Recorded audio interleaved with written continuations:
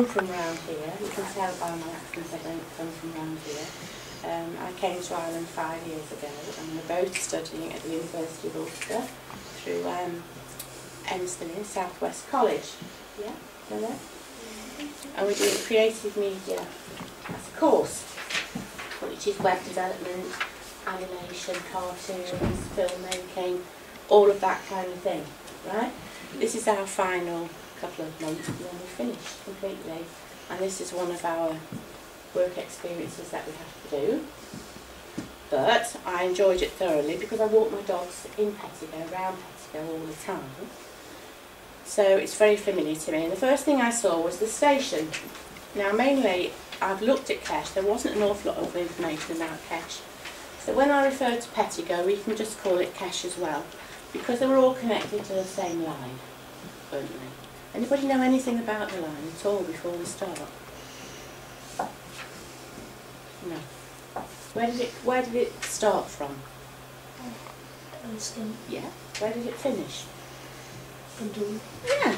Brilliant. Very good. You do know something. You know something then. So that's where it went. I didn't know that. Then it went round all the villages, didn't it? Ballymallard, Kesh, Pettigo, yeah, Ballygonnelly, and all the way up there, yeah. And when you got towards Bundoran, it branched off to Derry, or it went straight on for your holiday. What did you call that? What junction? Bundoran Junction. Well done, well done. Yeah, that's it, Bundoran Junction. So, anybody know who actually travelled on the railway? Who used it? Anybody know? The trains people. Yeah. Anybody else? Villagers? Villagers, yeah. The local people who went to the holiday. Yeah. Pilgrims? No?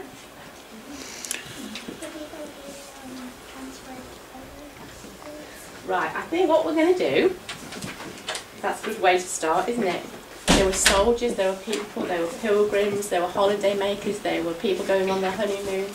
Loads of people used it, as well as they transported the cattle on it, they transported the post on it, they transported the milk on it, the bread came from Belfast on it.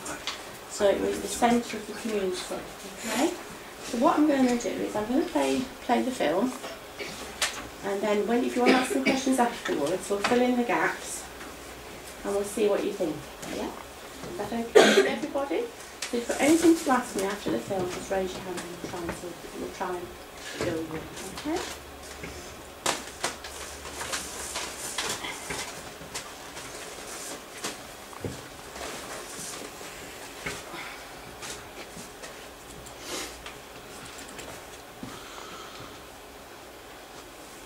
Hopefully.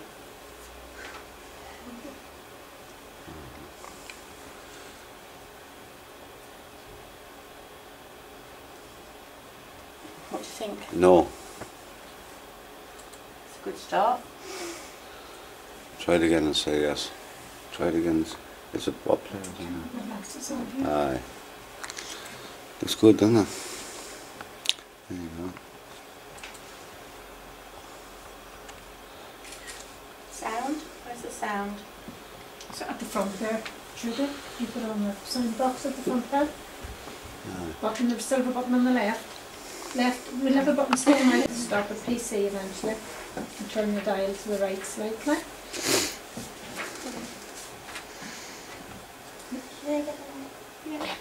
Here.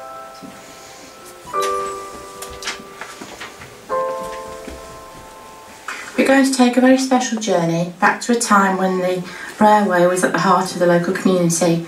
What would be the effect of its closure on the people who lived along the Bundoran Line? And how would the local community be affected when the line actually closed? Balik pottery, the local creamery, the bakery, the cattle industry, all would be affected when the line actually closed.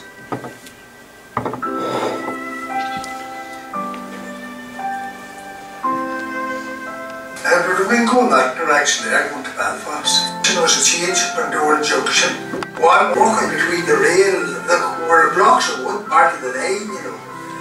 And somebody had to walk them lengths every day. If there was any of them missing or replaced them, and it was in the loose nighting them. And there was another crane in Donegal called the Narrow Gauge, and that covered the whole county of Donegal, from Derry, only from Bundoran to Sligo. That 20 mile, there was a train on that 20 mile. And before the trains went off, this was out money there, it was 19 shillings for a single ticket to Belfast.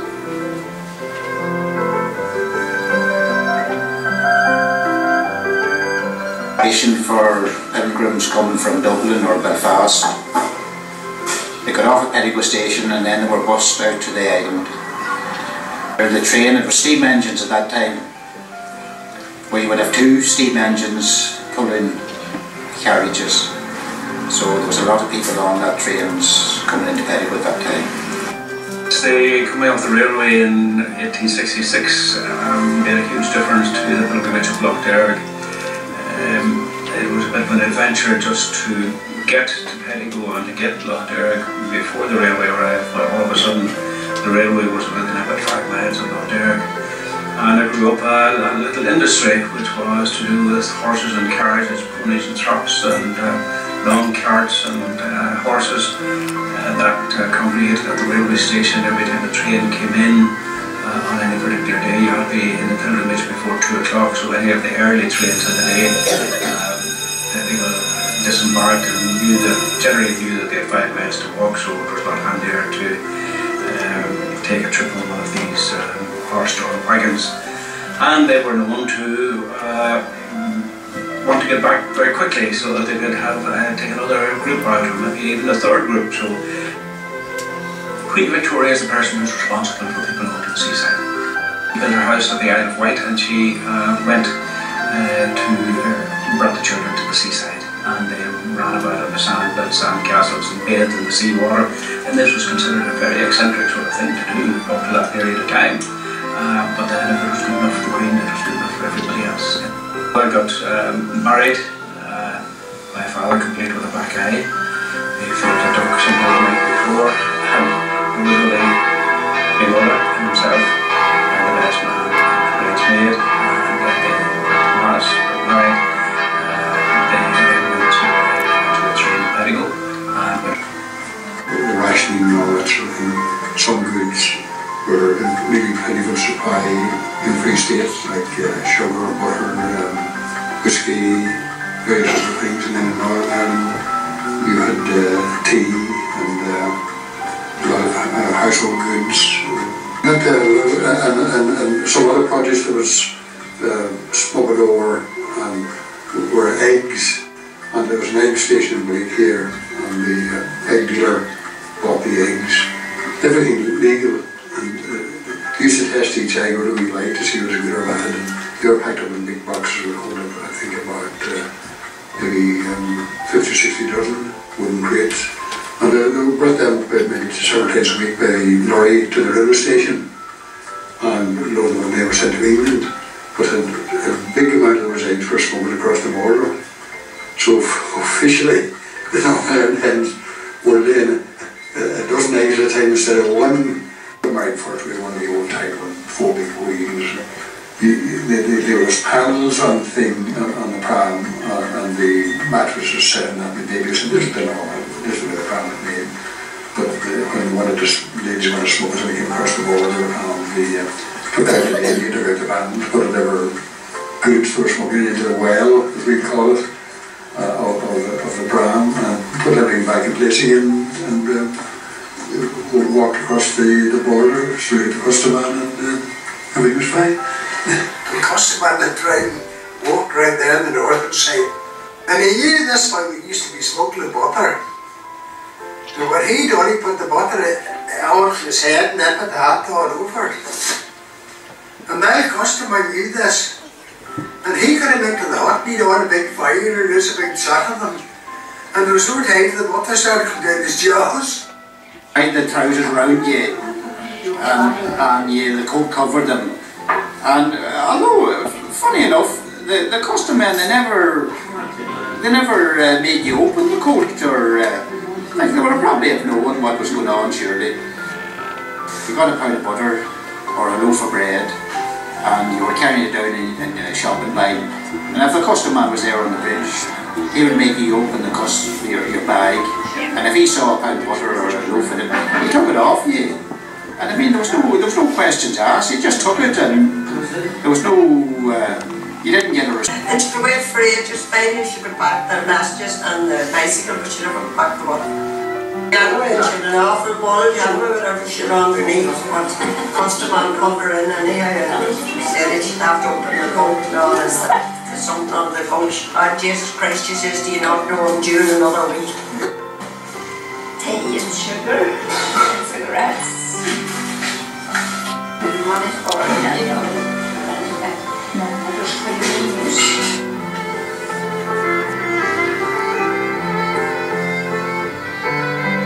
If you say you go to Dublin or Belfast, you start on the train, you don't parking, you don't look around you or nothing. You shut down, and after a time they took the railway away, took it away bit by bit, took it away, threw it away someplace. Going normal, then they make a big wild on it. The train passing, big carriages and all flying up the line, not a sinner at all on it. It was a big loss in the country, the same thing, you know. But they couldn't do it, but it was one that.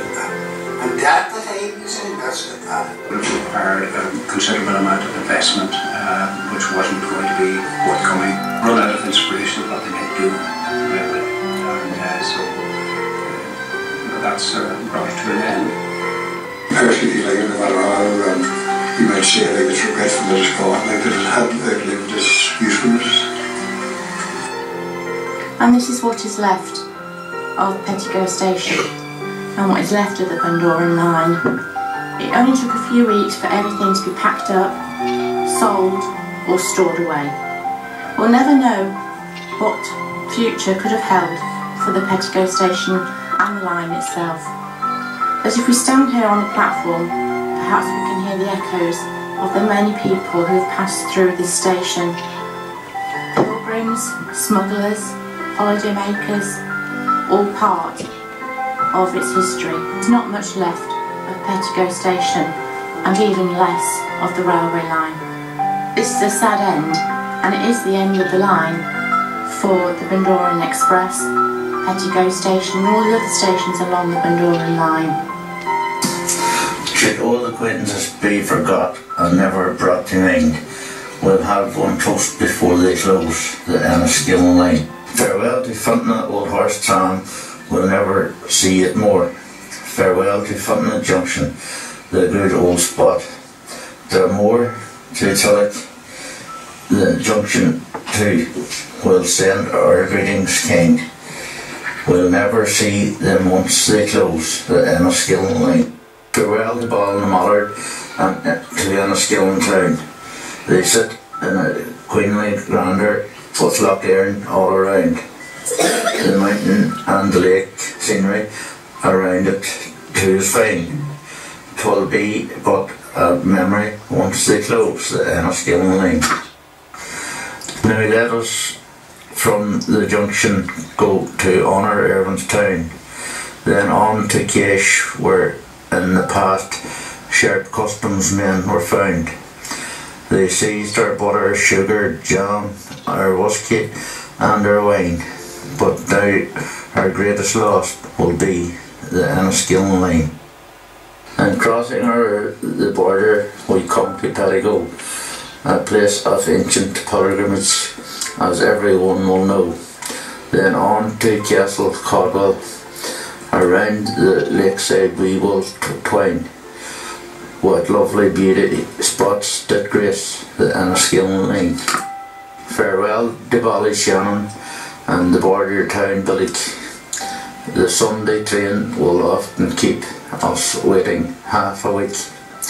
Our last stop is Bundoran, with its sea and sand so fine. We have paid our final tribute to the Enniskillen Line. Should owe the Enniskillen Line.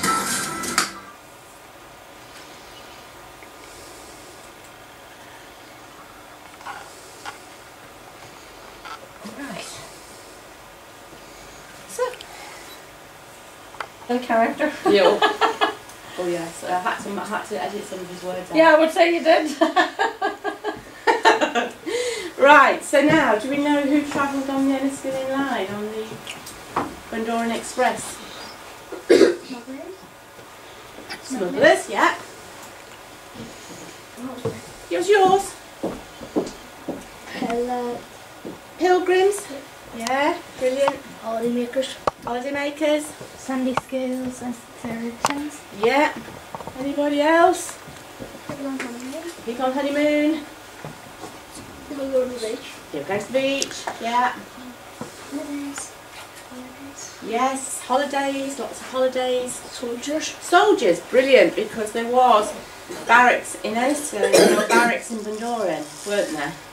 And there were also a lot of soldiers and air forcemen at Castle Archdale as well. So they also used to go up and down, yeah.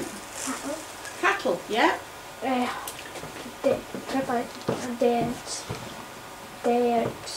out, yes, day out, that's right. Bread and milk. Bread and milk, yeah. Hippos. Food. Brilliant. Chickens. Chickens, definitely chickens. The butter. The butter. The eggs. Eggs. Eggs. Sugar. Sugar. And also rabbits. During the war, I was told that they used to catch an awful lot of rabbits. And they used to transport them. Do you know about the rabbits? My grandma used to do that. You used to, what, catch the rabbits? Yeah? And they used to take them to Belfast, didn't they, on the train? Dead, obviously, weren't they? They weren't running about on the train. That's not right. Anybody know why it closed? Oh my goodness me. Right.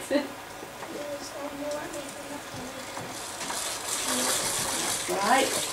Anybody else want to add to that? Yeah. When the war was over, the lorries were being decommissioned and they bought them and the postal service. That's right, that's right. Lorries took over, yeah? People were making different types of transport. Sorry? People were having different types of transport. That's right, they were. They were using the buses and the lorries and the trucks. Yeah. Yeah. And more people could afford them. More people could afford the car. Because obviously they were very expensive at the beginning. Yeah. Yeah. It was better. It was better all round because you could obviously take your goods from the ship that they came in on, pop them on your lorry and take them directly to where they needed to go. Same with your animals as well.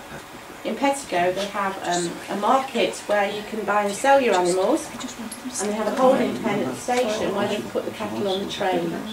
Now, who invented the railway? Who actually paid for the railway?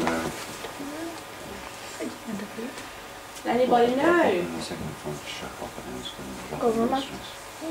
No, not yet. Mr. Bloomfield. Now, who was Mr. Bloomfield? Anybody know? Man who owned the railway so Yeah. And why did he want to own the railway? Because he owned the factory in Belique. He owned the pottery factory in Belique. Do you all know about the factory in Belique? He wanted a good, quick way to move the coal for the furnaces, and also to bring in the clay to be used to make the pots. And he also wanted to make sure that his pots didn't get broken in transit. So the best thing was to stick them on the train because they wouldn't get smashed. Because obviously horse and carriage would go along the bumps of the road, and his china ended up smashed most of the time. So he actually financed it. There were two of them actually, but he was the main financer of the railway. And you're quite right, the government took it over, became the Great Western Railway later on. But it was actually running at a loss from 1876. Now, bearing in mind it wasn't built till 1866, within 10 years it was losing money. Alright. And by the time it closed in 1957, two governments owned it.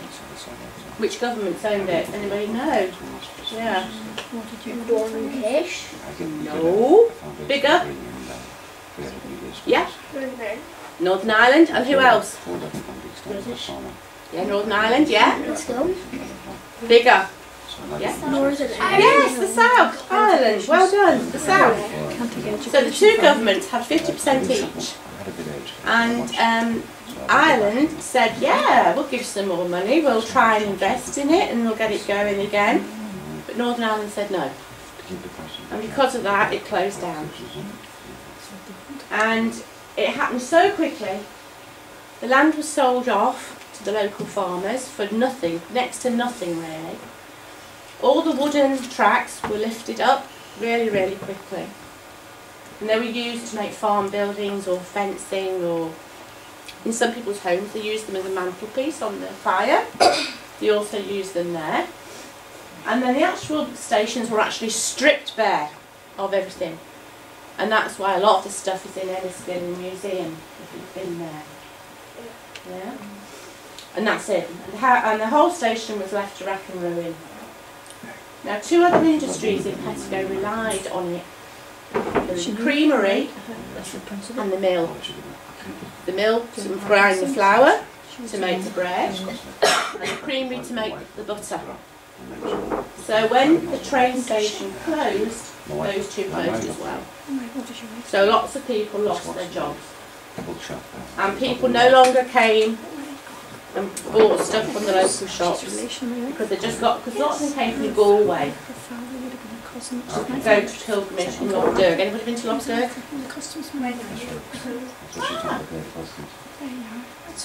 So a lot of them would come from Galway to Lough Derg on their pilgrimage. Anybody know about pilgrimage? It ran through the summer, from June through to August, and sometimes it was so busy there were 600 people a day going through the station. They'd catch the local horse and carriage or the bus, and they were dropped off at Lough Derg. Now they were always fasting at this time, and they only bought pop, drinks, whatever, from the local shops. So as soon as it closed, all the shops went out of business as well. Now, so that was one thing that happened. Now what happens about the smuggling? You never know about the smuggling. This was a massive industry on the railway, was the smuggling. Were they arrested? Oh, definitely arrested, definitely arrested. It was the biggest business. When the borders went up in the 1920s, what happened was things became available here but not available in the south, and vice versa. So some people couldn't get sugar, some people couldn't get the tea, some people couldn't get the cigarettes, some people couldn't get the whiskey. So what were they going to do? Smuggle it along, because the line actually crossed the border twice. So every time it crossed the border, somebody snuck on with a load of smuggled goods and hide it as fast as they could before the customs man came on and found them at it. It got so bad that when they crossed the border, they used to lock them into the carriage to make sure that they couldn't swap it anymore. Now, if the stuff was found on them, they were either arrested or fined. Now, anybody know any good ways of smuggling? I hope not. Under your jumper. I know what to do. You were in the border and you're non-pregnant woman, and then you're 9 months pregnant, Yeah. and you're coming back home. That's it. That's it. Yeah. You know the story, huh? You know all about being like a woman, Ben, don't you? I know what to do. You can That's it. Yeah. Hide them in places where people can't look. Exactly. Yeah. Hide them in other people so they can get It's not very your nice. stuff. Bit crafty, isn't it, really? What about the pram? Where would you put it in the pram? Well, under the baby. Yes. What else? Sit the But the baby baby on. would look like Oh. You just have to hope, wouldn't Like you? you, Ben? You'd have to hope. you know what you do. Yeah. Get a stick. We take the soft stuff off, we would take the soft stuff and put the goods in. Yeah, and underneath. Nobody would think to look down there, would they? Hopefully. Spicy cup. Eat it. Mm? While you're there. Yeah, you could eat it whilst there. Jack will do that. Would he? Yes. We eat the bottles. We eat the butter and eat the handbag. Yeah, put it in your handbag. Put it under your seat. Put it under your seat, yeah. Under your hat. Melted. Under your hat. Chocolate. Oh, I got myself. How about your bicycle? Where do you put it on your bicycle? Sit on it. And what about your bicycle? Your bicycle's made up of tubes, isn't it? Yeah, you just stick. You stick it in the tube. Yeah? Well, they used to put it down the tubes of the bicycle. Yeah? You could start to put it in your clothes, like pads into your clothes. That's it. Make yourself look a lot bigger by belts. You tie it on with your belt and then away you go. Yeah? You could... You forgot. It's alright. If you like had boots on, you could like and stuff.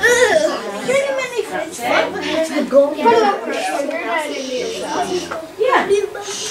And if you were trying to go over the border with your cattle and your cart, you could hide it under the straw, which they did. They hid it under the straw as well. Because it was also cattle they smuggled. Did you know about that? No,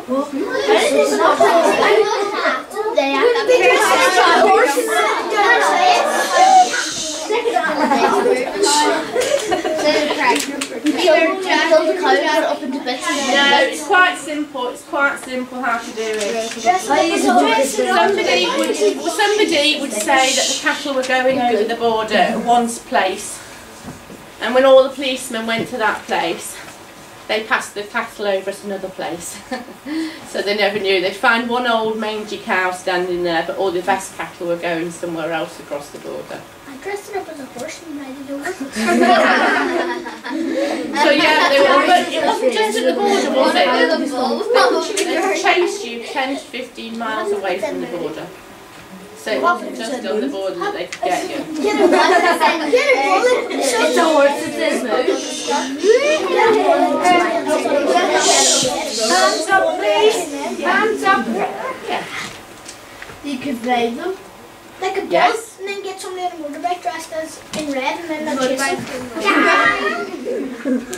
Well, there's just some imaginative ideas there. I'm sure they didn't think of things like that though at the time, did they? Really? You could ride them. I give you half of it, let me go. The thing is, it was serious. It was serious at the time because you didn't have enough to live on. I mean, it was serious business here. Because men would be going out to work in the fields, the women obviously would be doing heavy work at home. And there wasn't enough to eat. It was really quite a serious problem here. So although we make light of it now, we don't know what it's like not to have sugar or tea or bread. You know, to really struggle and not have these things. If you're say bringing over a load of stones in a horse and carriage, you could put them on those stones. Yeah.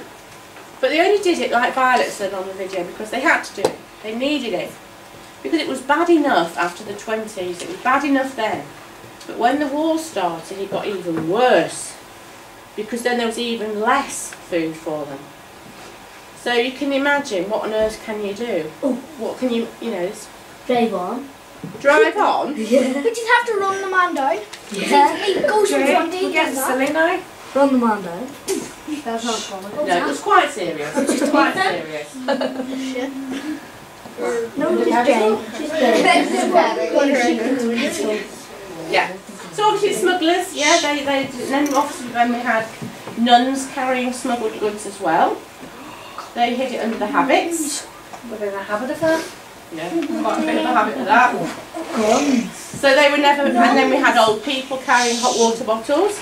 Because in the old days it used to be made of pot, and they'd fill it up with whiskey. That's smart. And carry that over the border, because then hopefully nobody'd stop an old lady.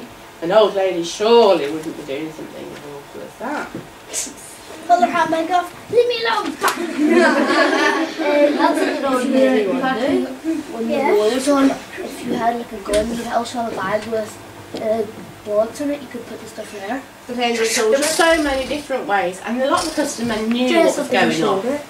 But a lot of them were kind and let them get away with it. But some of them were quite nasty, and they would take everything off them. And then these poor people had nothing at all. And the fine. And the fine. Yeah. So you could go over the border, you could buy what you want, but you couldn't come back over with it. There was no possible way of doing it. Could you stay over the border and not come ever back? Yeah, you could. You could stay over, you'd be alright then. But then you'd be stuck then, because there's some things you could get here you couldn't get there. Oh. So you'd still be stuck, wouldn't you? You could bring all your stuff that you can't get on that side, transport it and then stay on the other side with all the other food. And wait, you're still smoking. You want to get something that you're not allowed up there, but then put it in the packaging of something that you are allowed up there. Yeah, that's what that's one of the things that they used to do. They used to sort of hide it that way.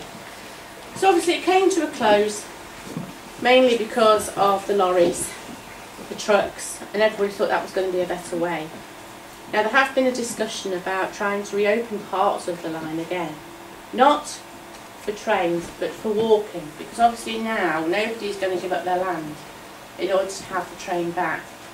And as you heard, it was completely empty during the winter. There was nobody on it, so how could it make any money at all? It just couldn't. If you had, on your bicycle, if you had like a water bottle, you could, and sugar, you could put the sugar into your water bottle. Yeah, and some people who lived on the border used to swap. Say you could have my butter if I can have your sugar. So they always did it like that. Now most people were given 1 day off a week, and they would always go down to, or up to Bundoran. They could catch the early morning train only back at 6:30, and they'd be back. But during the summer there'd be 2 engines pulling the carriages because it was so many people. Now if you've ever been to Pettigo station, or any platform station, the benches would have run right the way along it, and there would have been a canopy all the way along it as well. That was how many people were actually passing through at the time. So it was really, really busy. I live just the borders, so there's a mile behind my house. Oh right. And there's a house, and it's about the size of this room, and it's about to run down now. There's very little left of it, and there used to be all this stuff behind it. And my great aunt lived there, and her husband was the man who checked all the cars and stuff. They had anything smuggling through. That's right, because do you remember they couldn't, there was rationing on the fuel, on the petrol, wasn't there? You also needed certain documents, didn't you, to get over the border with it? You needed certain documents to get there. And there used to be a car, and it was like a whitey car, that's actually pure green. I used to know that now. Really? And it all had tiny wheels, and you used to do that, and there was a man who tried to hit someone. You used to have that there, and it didn't work the car, it used it as pretend, just to chase them, just in case. Yeah, because they would chase them as far as they could go, yes? Every Friday I go down to my I go down to Pettigo, and me and my friend Phoebe, we always go for a lot in Pettigo, and we go and we always come across the station, and once me and Phoebe went to lecture inside it, and it was so bad, it had the signs going trains, and it kept thinking of the life of life. Yeah. It's quite sad really, isn't it, when you think of it? Has anybody ever been on a steam train? No. Yeah. It's good, isn't it? So it's quite a shame. I know another way of smuggling, going over with a suitcase and then bringing it back full of food. Yeah, but they were wise to that. They would check everything. The clothes on top and then the food in the bottom. That's what I do when I go to Spain. Yeah, very good, very good. What? Yeah, but it's legal food, Pat. I need food. Did you like to bring food? I'm sure it's the legal food. They didn't check if there's could ladies who have to speak to me food? Yeah, it was mainly men in those days. Ladies were expected, once they got married, to stay at home with the baby. That was the law then. You lost your job. You lost your job, and you were meant to stay at home then and look after your husband. And you know the way if your husband was the man in Czechoslovakia and you were smuggling stuff, would they let you through? Well, that'd be a moral question, Nate. Some didn't, but I'm sure some did. Depends how much they love you. I'm sure some did. You know, I think they had the favourites people to let them through. Yeah. I suppose if you were pretty, good looking, I'll give you a kiss if they would or they knew you. I'll give you a kiss if you let me. But I don't think any of the customers. But I don't think any of the customers men suffered the way that other people suffered. You know, with the food. Say one customer had a day off, would he be able to smuggle if he knew the other customer? That's a good. I'm sure there were people who broke the law. I'm sure there were. There always is. But they weren't meant to break the law. They were meant to be upright citizens, you know, not do that. They're meant to be an example to everybody and not do it. But obviously they aren't going to go without, are they? They're not going to go without. Max? Say if you were caught smuggling, would they try and blame it on someone else? Yeah, some of them probably did, because they knew they were going to get a fine. Or if they didn't pay the fine, then they'd be put into prison for the night. So, you know, they'd try and get away with it as best they could, really. Yeah. If there was a customer who tried to frame someone, and they'd be able to bring him to court back then. I suppose there was nasty things done, because people don't change, do they? I think people are, you know, don't change. Heavy Sessions Court in Kesh. It was it every month, once a month or something, and then only went to High Court. They dealt with local misdemeanours. But saying that, there were a few people who were stopped and up before the judge, and the judge was corrupt. I've heard that. There are a few judges who you could give them a few pounds and they'd overlook it. So if you had a bit of money behind you, you could get away with it. And I know there are a few judges who were bought quite easily. Like a bribe? Yeah. I'm afraid so. Shh. Why was smuggling illegal? Illegal? Because why would you like to bring the food across the border? because different rules in different countries. That's all it was. It was down to government decisions. You were bringing food in from another country as such, so you were meant to be paying taxes. That's right. Customs man. You were avoiding tax, in other words. I told you about the customs hut in Pettigo. When I was a child, we would go down to Rusnell or Bundoran, and they'd stop and they'd take a look into the car, and then on you go. Don't know what they saw, they're looking into the car, but they always let us go on. It's time too when there was foot and mouth. You weren't allowed to bring any cooked meats or perishables over the border, and we used to check if you weren't bringing any packed meats or anything back over the border. That's not that long ago, really, maybe 20 years ago or 30 years ago. But closure of the railway couldn't happen really very well because the news of it happened very, very quickly. And there were still parts of the line that were being repaired.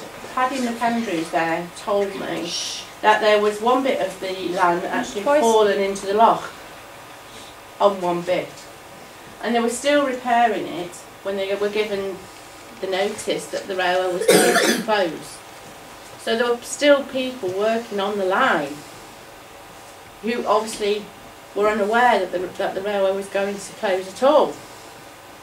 And obviously the line checkers, they would still be going up and down the line. And they'd meet halfway. You know about this because I saw it on your board. You'd meet halfway and then you'd go back again. So then you had the line checkers who were made redundant. Everybody was made redundant. And then obviously all the industries went down as well.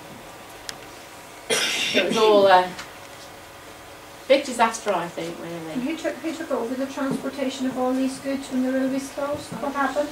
Remember the war impacted on that too? We talked about that. The decommissioned lorries. The decommissioned lorries were quite, my dad, I remember he was said about buying a decommissioned lorry and they took over transport just like that with private lorries, and they started to carry the goods that the railway were no longer able to carry. They took over from the railways. I think if there was like a wee hut where they would have smuggled stuff and they would have left the stuff there and came back every once in a while. It's all hypothetical, Cameron. We never know. No. We never really know because we weren't there. But we can only go on what people have actually told us, you know, about the stories of things that happened. Now what about telling the time? Anybody know about telling the time? Ooh. Yeah. The sun.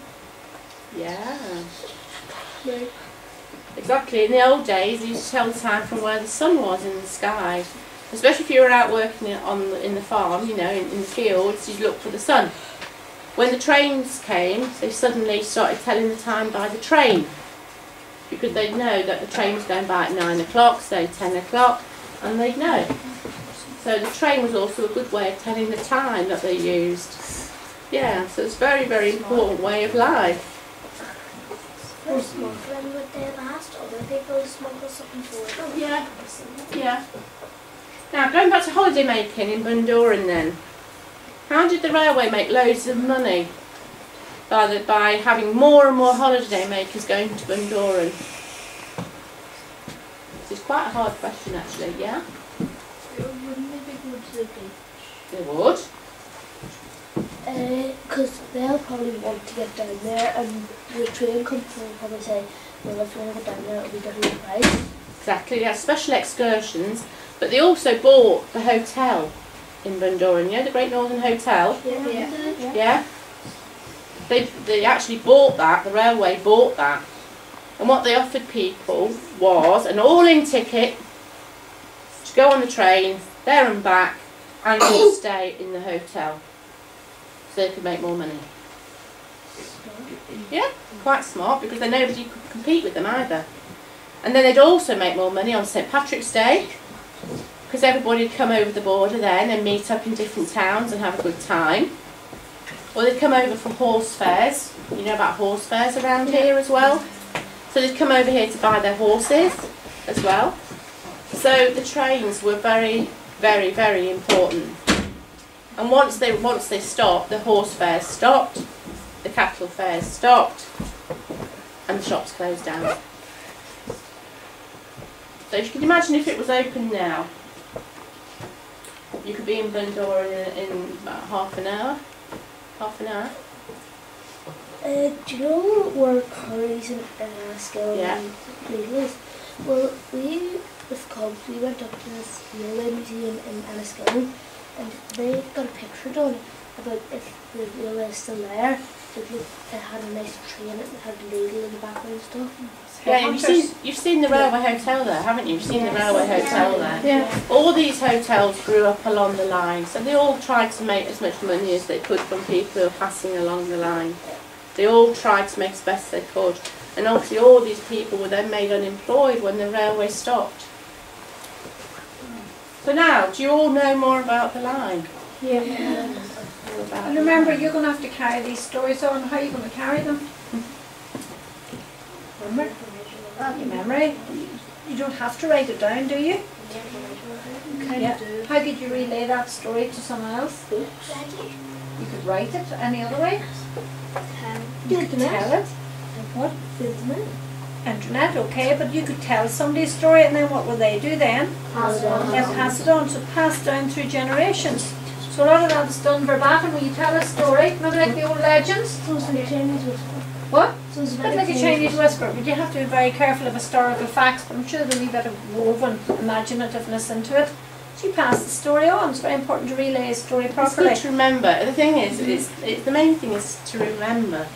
Is to remember that it was a different time, and of all these people who were coming in and out of the area, who were making life a little bit more interesting perhaps, you know, with their stories and their things. And they're local people, because you might lift a book and you might be lucky enough to find a book about the local area, but they won't have the local characters in it. You can only get that by listening to the stories. So it's very important you listen to stories you're told. I know, I'm sure your granny and grandma said to you, did they ever tell you? And you think, yes, about 50 times. But you know, there'll be a day that they won't be there to tell you the story, and you'll be really sorry you didn't listen. And you think that won't happen, but it will. It will happen. So it's really important to listen, because they're telling you their story. And that story will never be in a book. No. But it'll be in your head and your memory to pass on to your children and their children. My great-granda, my great-great-granda used to do that, but you know, you have to pass it on. Your family, you're carriers of your family history. You're the book of your family history to pass on to your children and further on. I mean, those stories about butter underneath the hat melting and things like that. And people who had the ration for the week of tea, who made one great big pot of tea and used it all up in one go. And then were without tea for the rest of the week. Yeah. This is how it was, unfortunately. I can remember my dad telling a story about a man coming from the train. He had a pony and trap. He bought a new trap. It was brought on the train. The pony was left at the station to bring the trap back, but he went into the local pub in Kesh before he headed home. And he rode the pony and trap home, and he was that drunk he headed for the stable. for the horse, drove the horse in through the stable and took the wheels of the new cart. He forgot he had to leave the cart outside this and took the wheels of his new cart. So those are stories you're not going to read in a book. No, you're not going to get these in the book, unfortunately. No, you're not going to get these. But the main thing, I'd say, was the Belite pottery. It was a big industry. It brought in people from England with the knowledge of how to make pots. And they used the clay from around here as well to make the pots. And there was a little track that veered off from the main line to the factory itself. And it was a big employer.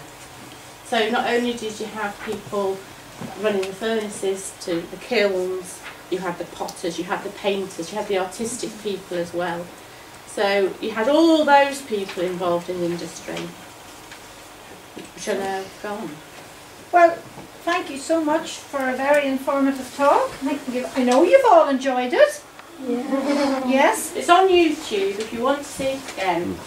It is on YouTube if you want to run by it again. It will show your mum and dad. We just put on Petticoat Station. Petticoat Station. Find me there and Right. you should just come up. There's been about over 700 hits now.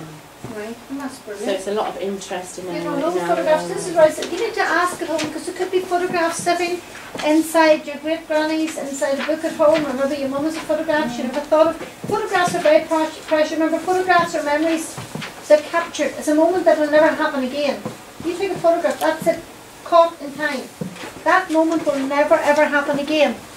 That's why photographs are very, I think there's nothing sadder than going into a charity shop or a second-hand shop, boxes of photographs, and you think, it's so sad, that's somebody's life. You see, the sad thing is they're saying now that because we've got the internet, because we put all our stuff on Facebook, there won't be any physical copies anymore, there won't be any photographs, there won't be any written evidence, there won't be any letters anymore, because obviously people write email. And because of that, we're going to lose all our history. So the only way forward is to remember it, is to try and remember it, because in an instant it's going to be gone. Just like that station's gone now, that they've taken it all away, it'll just be gone. Your history in the making now, you might think you're in a real high-tech school. Another 100 years from now, it could be in space, could be any reason. No, you don't know. Your great-grandchildren could talk to you about school and think, you didn't have school like that, that's so old. Mm-hmm. You think you're modern now, wait another 50, 60 years. Yeah, that's what it was like then. Yeah, it'll all have changed again.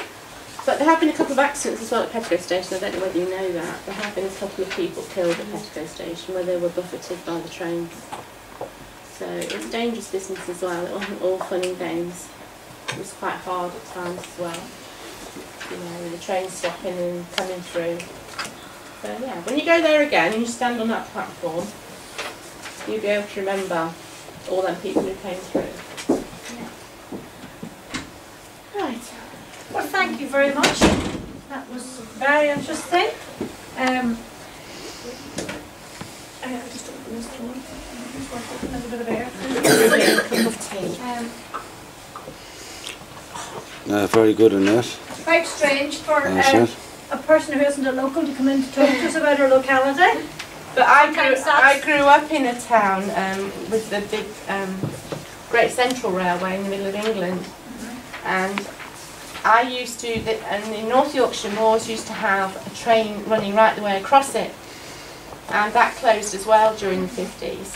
Our family would have travelled on the one to Gothland, you know, the heartbeat from Pickering. And I used to dress up in the 1940s. Yes, for the reenactment. Exactly. We always said we'd love to go back for that. Yeah, and I used to wear the full 1940s stuff, and I used to sit on the other side of the platform and drink my tea.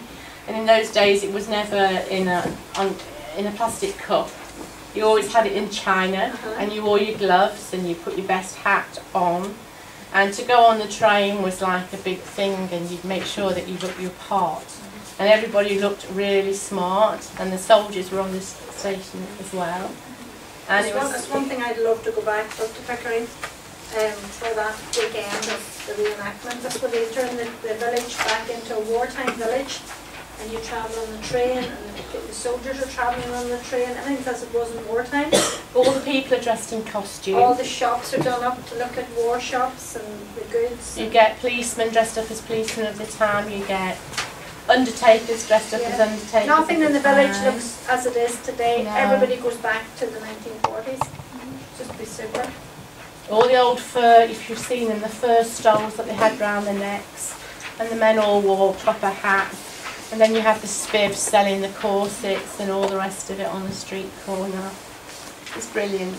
This morning I was watching I got the early and my mum turned on Heartbeat and we looked at the car and you could barely see it, but if you looked at it, it said the MOT, it said 1957. There you go. Oh. There wouldn't be a car that went like that back then, you wouldn't be road like that and stuff like pubs like that and things like that. We had going back then. I couldn't believe it. Beecham, though, closed a lot of railways in the 50s. And that was the person in the government. He closed an awful lot, and a lot of the villages faced exactly the same problems as you have here. No different.